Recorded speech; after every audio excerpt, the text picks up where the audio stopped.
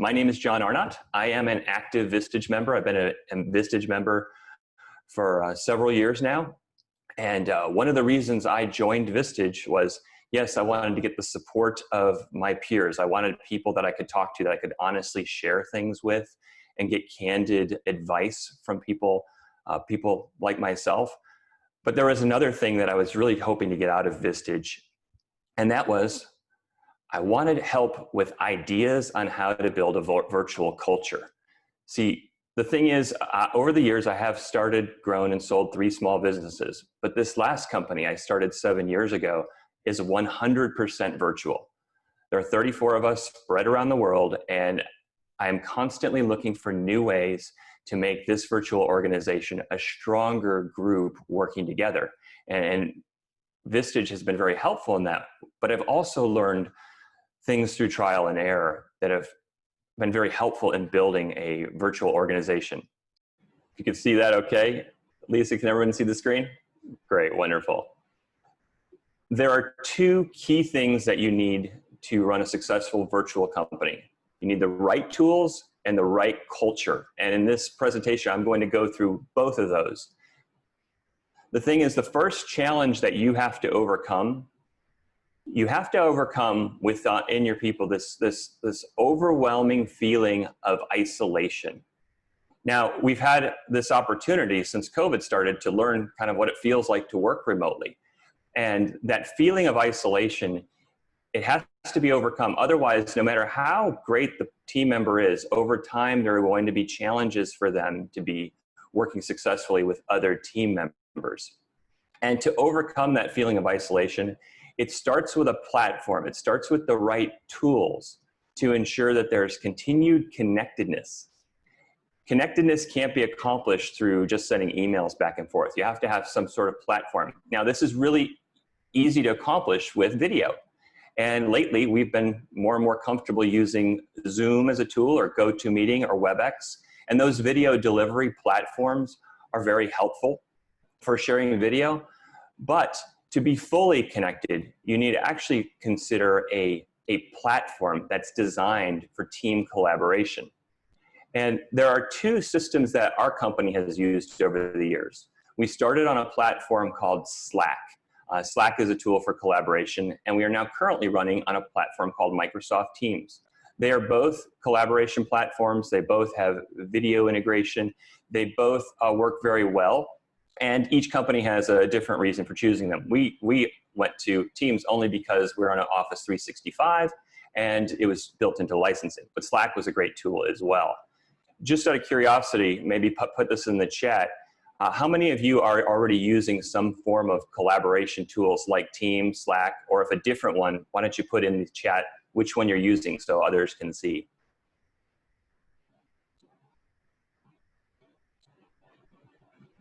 Okay, maybe nobody's using those right now. So I'll do this right now. I'm going to just show you something.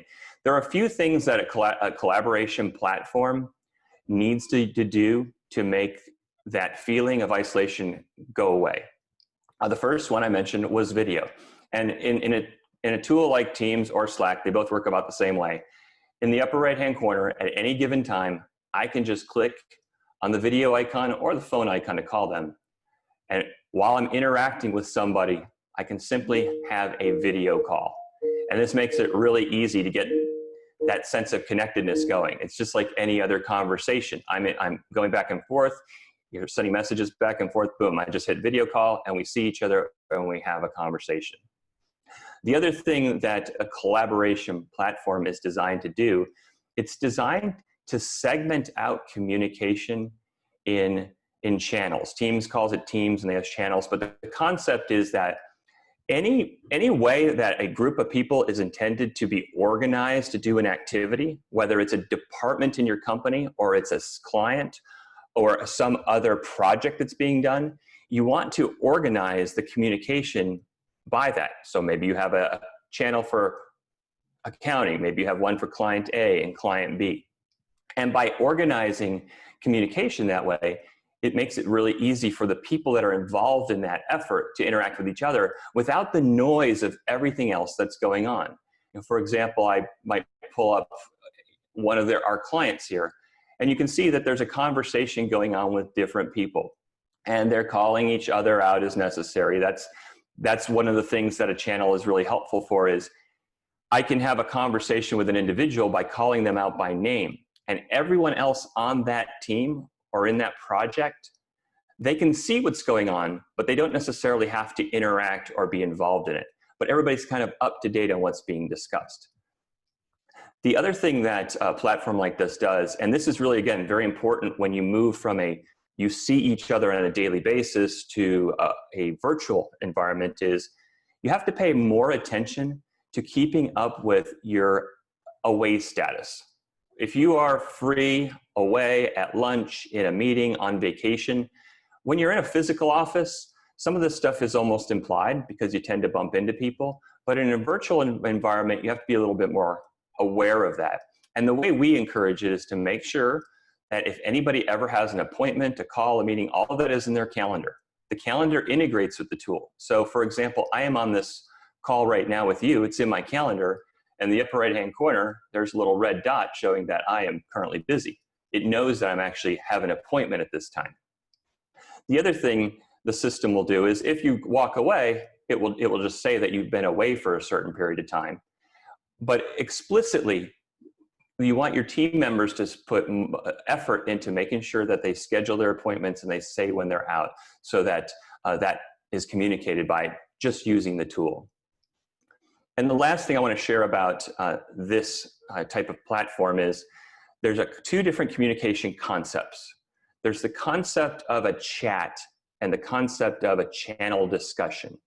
And these concepts are important when you're trying to bring teams together for a couple of reasons. First of all, one-off, one-to-one communication does not benefit an entire group. And so when you use a chat feature, you're typically speaking to one or more people in a small group or one-to-one. And if that communication is about a project, a client, or a functional area that could benefit other people, what we do is I say, hey, let's take this into the channel and have a discussion so others can read it. Chat is intended for small group or one-on-one conversations that don't really necessarily directly benefit other people involved in other aspects of your business. It's almost like sending a text message. That's how a chat works. Whereas a channel discussion, like on the screen now, any interactions there benefits everyone. So what we do is we encourage most of our activity to be in channel discussions unless it's a very specific one-on-one with two individuals that doesn't benefit the rest. So the next thing you have to consider is you have a collaboration tool and you're interacting that way, but when you move from a physical office where you have one-off conversations in the hallway and other people's offices, you're interacting in a way that communicates what needs to be done verbally and visually. But oftentimes when you get into a virtual situation, you're not always going to have that video conference. You might be messaging somebody in chat or in channel. And what can happen is things can get lost. Like, for example, I might say, could you go out and check on this client and review the status of this project because I have some concerns about this. If I just put that in channel, for example, and a whole bunch of other activity occurs with that same person, they may lose my request. That my request might not necessarily be converted into an action item for them to do. So what we had to do is shift our culture to be task and process oriented, so that when we use a communication or a collaboration tool where we're interacting through asynchronous at different times, we're interacting with each other, when we want somebody to do something for us and it's not something that gets done immediately, but something that can be done in the future another time, we use a tool to manage that as a task. And there are so many different task management tools on the market, but the three that come to mind in the type of virtual world are Asana, Basecamp, and Monday. Again, many different tools out there. We happen to use a tool called Asana. And there are some benefits to using a tool like this. One, when you ask somebody to do something, even if it's in Teams, and you're saying, hey, could you go and do a status report on this client? And you then go and create that task for that person in Asana or your task management tool. There is now an ability for them to manage their work in a way that they can figure out what's the most highest priority and get it done, rather than doing the most urgent thing that came at them. And it also is a way for you to keep up when it's finished. So for example, in Asana, the tool we use, if I create a task for someone else to do, when they've completed that task, I get an alert notifying me that they finished the task. So there's already some closure there. I made a request for something, it got done. I'm aware that that thing got completed. And what we've found is when we have introduced this concept of task orientation to the organization, fewer things get dropped. We're able to accomplish more and more effectively just by using a platform like this. Okay, and somebody made a comment in here. It's cumbersome to go back and forth between email used with clients and Teams used for our own organization. Let me talk to you about that. That's a great concept. This is not let's do a little bit of Teams, let's do a little bit of Slack. What you need to consider is why you're using email anymore. Email started out as a great tool, but then what happened? We started CCing everybody on every message, and then you'd create rules because you didn't want to receive all those CCs, so they go into folders. Pretty soon you just have a high volume of emails in folders where you were CC'd, and frankly, things get lost. So this is the challenging part as the business leader, making the commitment to move to a collaboration platform. If you're going to run a virtual organization, then you have to use the appropriate tools. Email is one of those tools that really should not be used for interacting with your team. That's why you have a collaboration platform. So here's what we did, because this was very hard when we first started this process. I, as the leader, when I would receive an email from one of my managers or team members that I knew needed to be communicated in Slack at the time or Teams later, I would literally reply to the email and say, taking this into Teams. And then I would acknowledge it there. Yes, there's a little bit of overhead to do that. But when you're adopting a new technology platform, you have to have change management and commitment to the platform involved. To this day, we very rarely email each other about client work. We rarely email each other about anything that is not communicated. Now, there are some times where we would forward emails to each other, but tools like Teams and Slack, essentially for each team or channel, have an email address. So sometimes I'll just forward the email, say it's a client email, right into their channel, and then everybody sees it. It is definitely a challenging move, and trying to manage both email and Teams is tricky. That's where you have to decide, am I going to make a commitment to a collaboration platform? And if so, that's where you have to think change management. Hopefully that John, and you are talking, John, just about your teams not asking clients to go into. Oh no, yeah, we don't take our clients into Teams. You could, Okay. We have guests in there. They're typically like contractors, people like that. We do not take our clients into Teams. We do not force anyone outside of our organization to communicate in a way that they're not already comfortable communicating. So a client is going to interact with our managers and staff through Teams, and we might have CCs involved, but the conversation internally about what the client wants is all handled in Teams, not through that email string. And Jolene had a question about, so the email can go into Teams, so you can forward something into it somehow. That's right. So for example, in this one, if I go up here, I can just say get email address. And literally it tells me the email address associated with that team, and I can copy it, and then I just forward the email to it and everybody will see it. And if there are attachments to that email, they'll be saved into the files directory for that channel. Perfect. Thank you. Any follow-up, Jolene?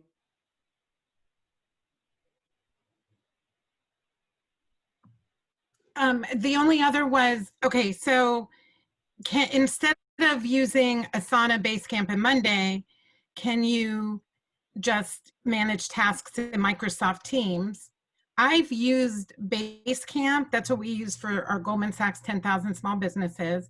And I have a content writer who uses Monday. I think Monday is like a very difficult application to follow. I'm never sure. Do I go up? Do I go down? Where do I look? Which it is so confusing to me, and I end up not even using it. And I just send her emails, and she reminds me to go into Monday, and I just kind of think in the back of my head, "Wow, I hope she doesn't fire me as a client." But yeah, so Basecamp I thought was a lot easier to use. But instead of those, can we just do it all in Microsoft Teams? Yeah, you can. Or Planner. That's a great example, Lisa. Actually, Planner integrates to Teams just fine. So if you want to do simple tasks in Planner, that works perfectly. Oh, I gave these 3 examples because they're commonly used, but really the takeaway here should be moving towards explicitly defined tasks for people rather than the tasks get assigned when you go walk into an office and say, hey, would you do this for me? Because things tend to get lost when you're communicating through a collaboration tool. So if you choose to use a task capability that's directly built into Teams, if you choose to use Planner, if you choose for people to manage their own tasks in Outlook, that's a possibility as well. It's just not as easy for you to manage that. But yeah, find the right tool for you, and like you said about Monday, don't overcomplicate it. It doesn't have to be difficult. We moved to Asana only because we're generating hundreds of tasks per day, and we needed a platform that could really handle it and tie into our other systems. That's actually why we're not using Planner. But Planner is actually a little bit simpler and easier to use, and that might be a way to do it. And that Planner, since it's Microsoft, it ties right into Teams. It integrates fully. Right. Any more questions about the concepts of moving to a task-oriented organization? The only other thing I would say to that is, as you're moving to task-oriented organization, then you can start thinking about repeatable things that are done as groups of tasks and processes. So whether you group tasks or have processes, you can then templatize these in the tool. So imagine you're starting a new project and it's the same type of project you've done 10 times before. You go into your task management tool, import a template for all these tasks, do all your assignments for everybody. Now that your people are used to working off of tasks, it's also easier for you to manage the workflow of a project or some other way of batching activities. So we talked a bit about tools here, and then there's some great tools on the market, and it's something that you have to commit to first, is having the right tool set. But the next thing we know is this is about people, and to be successful running virtual teams, before you build that culture, you have to have a way to hire right. And we all have our own hiring processes. We all have our way of doing these things. But process is the key to this when you're running a virtual company, because the type of people you're hiring, I mean, they're all good, but you're not going to see them. And you're not going to want them to bypass the tools that you're creating. And so you have to kind of figure this out early on if they're going to fit in with a virtual company. There are a lot of people that mean well, intend well, but they just won't fit in. And there's a simple process that we do at the very beginning of hiring that makes it easy for us to quickly weed out those even before the first interview. So I'm going to briefly talk through what those steps are. In our hiring process, we've deliberately created little milestones, little points in time that tend to get people out of that pipeline. Okay, because when you're hiring quite a few people, you have a standard process. You have to have a way so you're not wasting time talking to somebody who will not fit in well with your organization. The first thing is, of course, you have your job listing. There are plenty of great places to do it. I use Indeed and ZipRecruiter and LinkedIn and some others. You do your job listing. You make it clear that it's a virtual organization just from the very beginning so they understand the work model. You review the resume and profile. So far, everything's standard here. In the tool of choice, you send a message to that candidate. We always have a template, so that message just pulls in from a template. And here's the thing. There's a link for them to apply. We don't just send them a message saying, hey, let's have an interview and go back and forth, okay? That's not going to tell us what we want to know. We have a simple link to apply. The link takes them to a page on the website with the job description, and near the end, there's a simple form or a button. The simple form is their contact information, and we ask for their LinkedIn profile, and we might ask one simple question. It's super short. It's not an actual application. This very first step will tell us if somebody is interested in the job and if they follow directions. It's that simple. We get them to go to the bottom. If they fill it out and submit it, okay, step one, we know they're interested in the job and they know how to work. I know this is going to sound basic, but they know how to work online. They can fill out a form. You'd be surprised how many candidates we get who can't get past that first step of filling out a form, okay? So we get past that step. They get an automated email. Now the automated email goes to them and it thanks them for their application. It tells them we're going to review their LinkedIn profile. Now understand, we already saw their resume, so we already are interested in them. This is now just a formality. But we ask them a very simple question. Will you please reply back to this email with your up-to-date resume attached? Now, do I really need them to email a resume? No. We could simply have it so they upload it. And we already saw it on Indeed, so it's not that important. But here's the step. Are they interested again and capable enough just to reply to an email with something attached? And again, this is another drop-off point. We get somebody who fills out the form, but then they just never reply with their updated resume. So far, we're doing this process. We're getting candidates that are interested. They send a resume. Now again, we already know we're interested. We saw them. So now we fill out our own little simple form. It literally is a checkbox that says continue forward. And when we do that form, they get another automated email. And that has a link for them to schedule the interview call. And that link is using a calendar system that connects to the interviewer's calendar. So that person receiving the link clicks on it, they can see all the available times, and they book their time for an interview. Again, another point where I'm forcing them to do things online by themselves, simple things. Again, that's a fall off point. And then finally, conducting the first interview is typically a phone call. Sometimes it's a Zoom or a GoToMeeting, but usually it's just a simple phone call. We get the schedule, we call them, and of course, if they don't show up to the phone call, that's a different thing. But these simple steps actually weed out people that they don't work well that way. Oftentimes what we'll get is, I will specifically say, go to the website and fill out the form to apply. But then what'll happen is they'll reply back saying, okay, I'm available now, can we talk? And say, no, please do this. It's like, they're not going to fit in well with the culture if that's how they work. Just because the culture is virtual, it's not the type where you just wander down the hall and just do an interruption.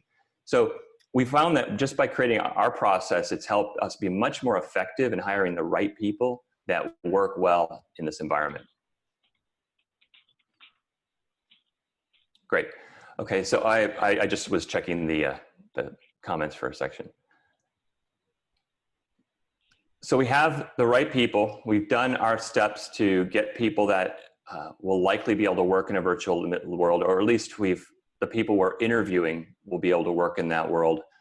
Now, let's talk about building a culture. Now, this is one of those ones that I had to get my head around early on, because you're not celebrating birthday parties in the break room, and you're not going out to happy hours. The team is distributed.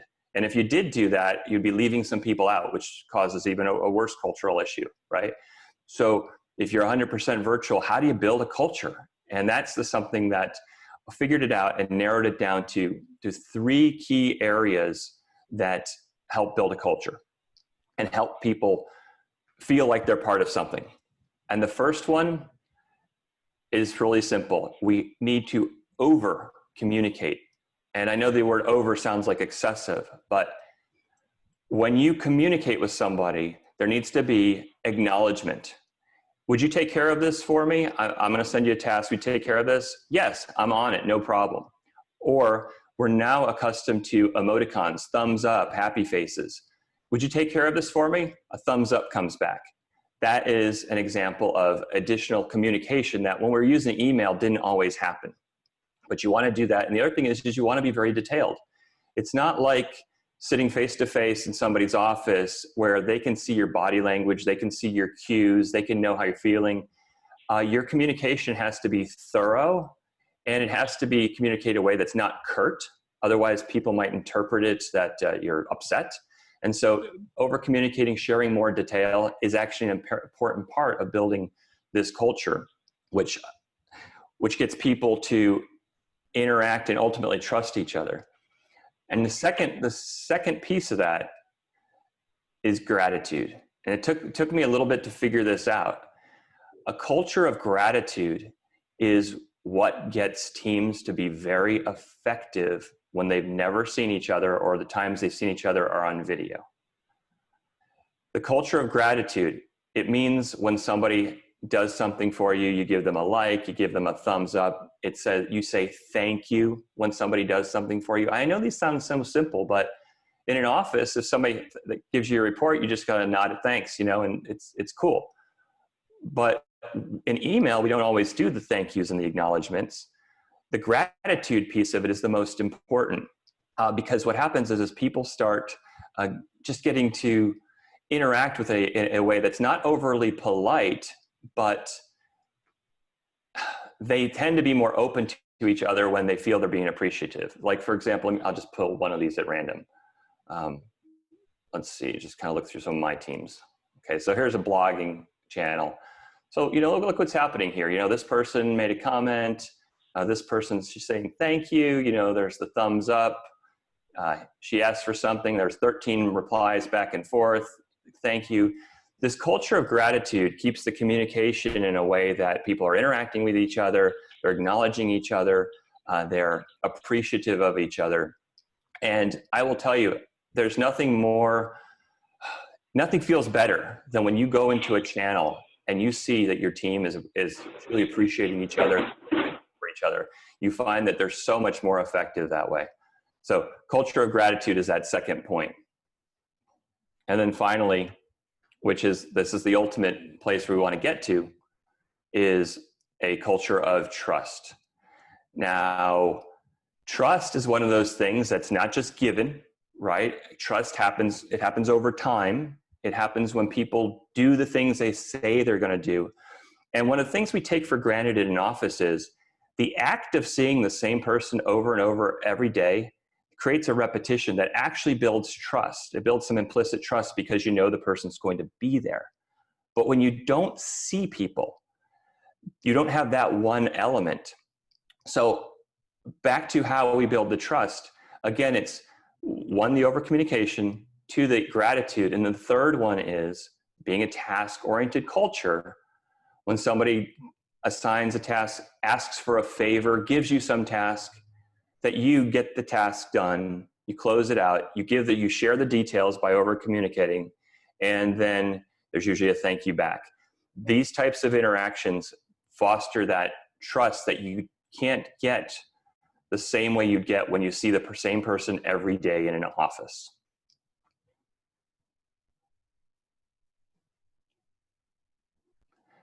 Before I move on to the next part, are there any questions about culture? Actually, yes. I wanted to find out if you have do you have casual team meetings or Zoom meetings or whatever that are non-work? Like, do you do virtual happy hours or virtual birthday parties or any of that stuff? Because I teach trust all the time, and one of the things that I find is important is that you have to know a person to be able to trust them, and we're talking about knowing them beyond just their work.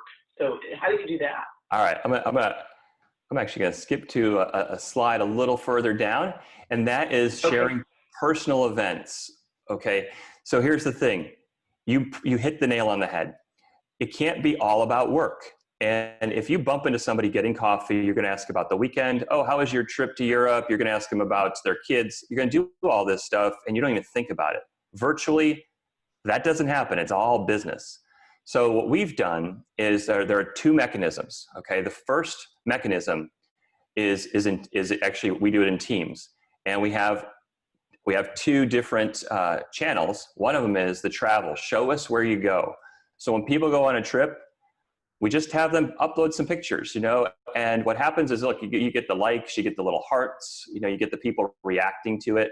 That creates a bond. And when I share something, other people share.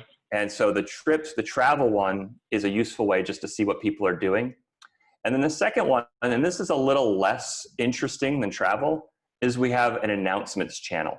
And an announcements channel, we're announcing things for the company and all, but it's also, hey, by the way, I'm not feeling well, I'm heading out today. Oh, guess what? I'm taking a 3-day weekend, I'm not going to be here. This is, again, where you kind of have a combination of business and personal. But having a channel for announcements and for travel is a way that we have gotten a little closer together. And the second way we do this is we don't require this, but we encourage them to connect together in social media. We encourage them to connect in Facebook specifically. Now, the way I encourage it is when a new person is hired, I make an announcement and announcements about them, about their background, that we're excited to have them.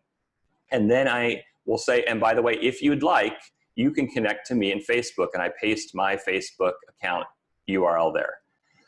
I am essentially taking the lead, saying, you can connect to me anytime you want. And what happens is they start connecting to each other. Not everybody does it, but when I combine the internal piece of channels for travel and announcements with the external piece, social media, we get people that start getting to know each other better when they don't have the opportunity to see each other. Okay, so I'm gonna jump back to a different point.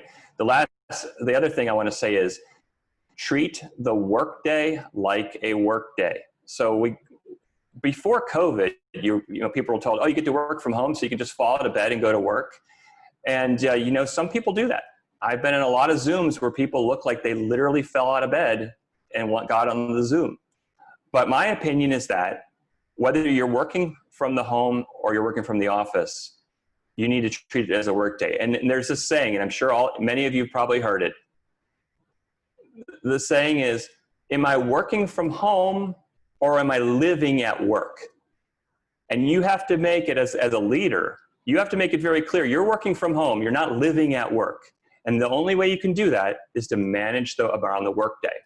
I encourage everybody to have morning rituals, whether it's having coffee, going on a run, doing yoga, whatever it is. I encourage people to have a morning ritual to start their day. I encourage people to dress appropriately. Now, I'll be honest with you, if I don't have video, I might be in a t-shirt, I'll be in comfortable clothes, but I'm clean and ready for the day. I encourage everybody on the team to have an end to their day. The end of the day is important. Otherwise, it's back to that, hold on, am I living at work or working from home? If they have a point where they turn it off and they're away, yes, they might still check their messages. As a leader, I try not to message really late at night. I try to batch that up. I try not to message as much on the weekend, only because I've got such a good team. I know they'll reply right away. Or if I have to get the message out, I'll literally say, please do not reply until Monday. Here's the message. Because I want to make sure that there's a separation between home and work when they're doing it all from the same square footage. With that, I'm going to talk about something that's really closely tied to it, and that's flexibility. So I'm saying have a work day and structure a work day. But the benefit of doing all this is you as a worker working remotely can have the flexibility to work a different type of schedule. We have people that are creative on staff, and I tell them, you work at your best time. Okay, you don't have to be on conference calls. I only ask that you overlap the team in some way so that you can interact on Teams when other people are working their normal business day. Or we have some people that work chunks of time, and I just say, okay, as long as your calendar is up to date on your work time versus your busy time, we'll know when we can interact with you. Now, there are roles that can't be flexible, right? So if somebody did like call center or customer service operations, I mean, they have times they have to be available and online. But for most, I can introduce flexibility. So the key here is with each person on your team, make sure that they have the model and the concept of a work day, But if they need flexibility, work together and set the expectations. Ultimately for us, as long as they get their work done and our clients are happy, they can really have the flexibility they need. But we still want to communicate that at the beginning and set expectations. Now, with all of this being said, and all these tools and processes and abilities to have culture, it's still not for everyone. Not everyone is going to thrive in this environment. If you have a person who is an independent contributor who likes to be told what to do and then go do it, they are amazing in this culture. Like, they work so effectively and efficiently. If you have a social person who has to have that energy of people around them, this is hard. Like, they're going to be on video all the time, and that's not going to be enough. So realize that if you're shifting from classic office to virtual, there will be some attrition. There will be some people that it's just not going to fit. But as you get into that, when you're hiring, going through the process, going through the interview questions where you can determine who's a good fit will help with that. And what we found is initially we did have some attrition just because it wasn't right for them. But now with the way we hire, we have very, very low turnover because of that. Okay, just checking to see if there are any questions on that. All right. So what's now? What do you need to do now? Well, there's four basic steps that you need to follow, and you should follow them in this order. First, you have to have some form of collaboration tool in place. That way you're not forcing people into a place of isolation. The second is you want to move your organization towards a process and task-oriented organization. You want to have some sort of hiring process that ensures that you're getting the right people that can work and thrive and be successful in this type of environment. And then you want to add into your culture over communication, gratitude, with the goal of building trust between your team members. And that's how you get started. If you want to follow up with me after I'm an active Vistage member, you can find me on my Vistage. I'm in LinkedIn. You can just email me directly. Also, I am uploading to the chat right now an actual copy of all of these slides.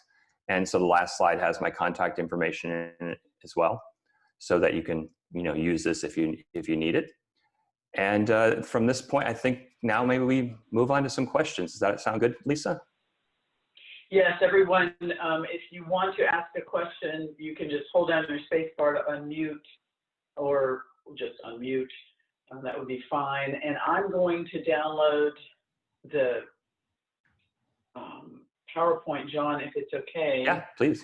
And include it, and I will send it along with this recording to everyone who couldn't make it. I think if that's all right with you, that's my plan, because I know they're going to want to see this, and there were several that wished they could be here and just had conflicts. So I'll do that now. Did anyone else have any questions that we didn't answer yet? I had one question come up last time I did this that might be helpful. Somebody asked me, well, how do you know if someone's struggling or getting too many distractions? Like, how can you tell? Because you don't see them. And so my answer to that is, as you're moving towards task-based culture, first thing you can do is go look at the tasks they have assigned to them and see if they have what I call a sea of red. That is overdue tasks with a red due date. And if they have a lot of tasks that they're not getting rescheduled or moved forward, it to me is a sign that they're either not engaged or overwhelmed.